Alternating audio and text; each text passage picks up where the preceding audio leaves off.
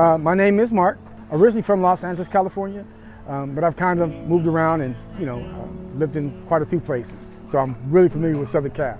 My name is Emily Taminga, and I am from New Mexico. My name is Helena Whitney. I'm from Pomona. I've always lived in Pomona. I've been living in Pomona for well over 30 years. My name is Rachel Hayes, and I've been in San Diego since I was 5. And I became homeless June 9th, 2012.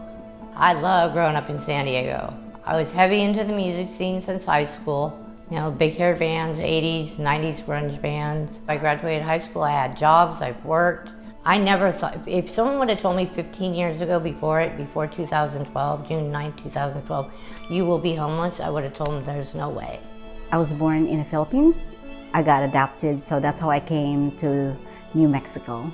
We moved from place to place, and I started heading the wrong direction, thinking that nobody could tell me what to do. So I rebelled against my parents, started drinking and smoking and things like that. I didn't actually start really drinking alcohol until I was in my 30s. But when I did, I became a full-fledged alcoholic. Me, normally, I'm just a happy-lucky-go guy. I'm always a bunch of fun to be around.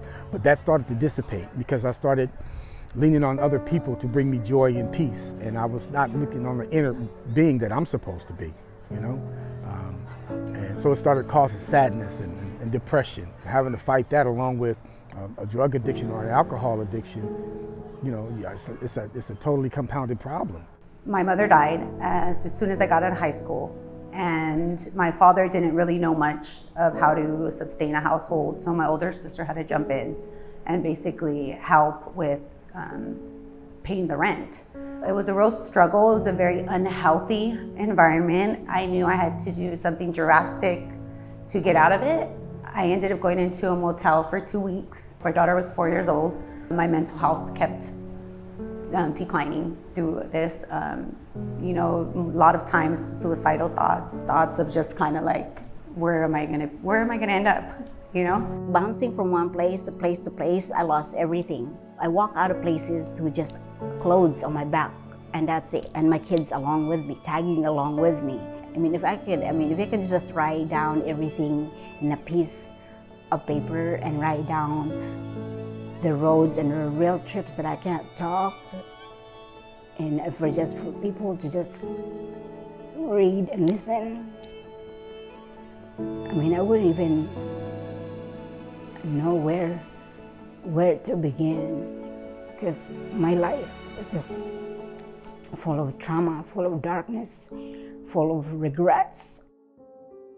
When I moved in here, I was just like, wow. My kids were just so happy just to open our eyes and we're still safe. And we don't have to worry who's behind us and who's gonna steal our stuff. Or are we gonna live with nothing this time again and just relax, sit back, watch TV after they do their homework, and open the refrigerator when they want to, and be able to just sit in the tub for 3 hours, and play with their toys and pretend they're mermaids in the tub, and all that stuff. Is just a great thing to see my kids be happy and just be satisfied where they're at.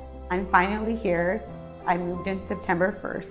They created this project, and it really is something universal that I really want to emphasize it, because it's helped me eternally heal, mentally heal.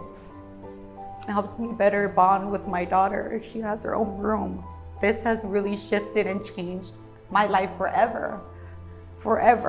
Being here has given me a foundation to heal the wounds of the trauma of the streets. I can go to anybody here with any issue I have, and they will help me figure it out. That's a great thing to have somebody on your side and on your team that says, hey, you know what, today's another good day, just keep pushing through it. And I got 10 months clean and sober off of that. I'm in a place right now where I'm comfortable, where I'm relaxed, no anxiety, no stress, and all of that. And if it wasn't for the people working in it together, and this Jamboree and everybody else, I wouldn't be here. What's next up? I'm just keep doing what I'm doing, advocating.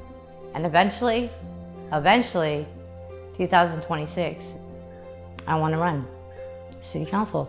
I don't know, I appreciate everything. I really, really, really, really do. None of this would have happened if it wasn't for you guys.